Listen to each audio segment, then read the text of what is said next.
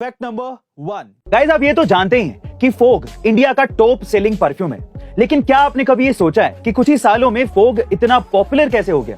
दरअसल ये बात है 2011 की, जब विनी कॉस्मेटिक ने फोग को लॉन्च किया था। उससे पहले 2010 तक जितने भी परफ्यूम आ रहे थे वो मेजिस्ट्री और अल्कोहल बेस्ड थे, साथ ही साथ वो लॉन्ग लास्टिंग नहीं थे। बट फोग बिना गैस का परफ्यूम था और कंपनी ने इसे अलग दिखाने के लिए इसी तरह से एडवर्टाइज भी किया था।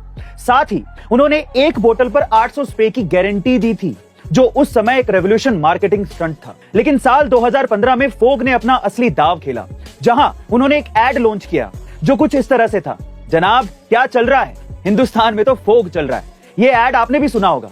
इस एड के बाद ही फोग इंडिया में एक मीम की तरह वायरल हो गया, जिससे फोग का मार्केटिंग शेयर 12% से बढ़ गया और फोग की वैल्यूएशन 8,500 करोड़ रुपए तक पहुंच गई। गाइस, गजब की मार्केटिंग स्टंट है ना ये। Fact number 2। गाइस, दूसरे विश्व युद्ध के वक्त जापान कॉपी कैट प्रोडक्ट्स बनाने के लिए पूरी दुनिया में बदनाम था, और तब मोटिया अकियो नाम के एक जापानी शख्स ने जापान में सोनी कंपनी की स्थापना की।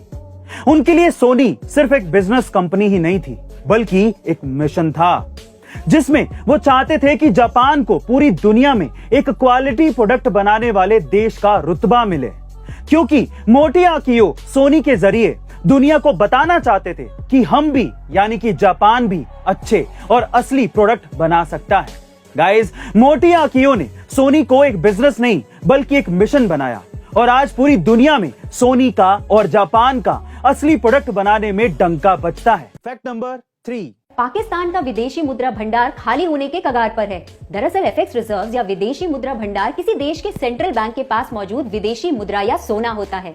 एफएक्स रिजर्व्स का उपयोग पेट्रोलियम, इंजीनियरिंग सामान, मशीनरी, खाने के आयात के भुगतान के लिए किया जाता है, और पाकिस्तान के पास आयात के 3 से 4 महीने के भुगतान के लिए ही पर्याप्त भंडार है। पाकिस्तानी परिवारों के पास गोल्ड बार्स या बिस्किट के रूप में लगभग 5,000 टन सोना है। अपने इन रिजर्व्स को बढ़ाने के लिए पाकिस्तान अपने देशवासियों से ब्याज पर इस सोने को उधार लेने की प्लानिंग कर रहा है, क्योंकि पिछले 3 महीनों में पाकिस्तान सरकार कई देशों से कर्ज ले चुका है। और तो और मोटरवे गिरवी रखकर भी पाकिस्तान ने इतिहास का सबसे महंगा $1 अरब का कर्ज उठाया है। IMF से भी पाकिस्तान ने $1 अरब का कर्ज लिया है। बहरहाल पाकिस्तान की हालत उनके लिए बड़ी परेशानी बन सकती है। Fact number 4। गाइस, ये कहानी है बेंगलुरु के रहने वाले 74 साल के पटाभी रमन की, जिन्हें किस्मत ने इंग्लिश लेक्चरर से एक ऑटो ड्राइवर बना दिया। जी हाँ गाइस, अब ठीक सुन रहे हैं। कुछ सालों पहले पटाभी रमन को MA और M.Ed की डिग्री होने के बावजूद भी कर्नाटका में कहीं भी नौकरी नहीं मिली, और उनकी यही मायूसी उन्हें मुंबई तक ले आई, जहां वो एक प्राइवेट इंस्टीट्यूट में अंग्रेजी पढ़ाने लगे। लेकिन उनकी सैलरी काफी कम थी और प्राइवेट नौकरी के कारण उन्हें पेंशन भी नहीं मिल रही थी।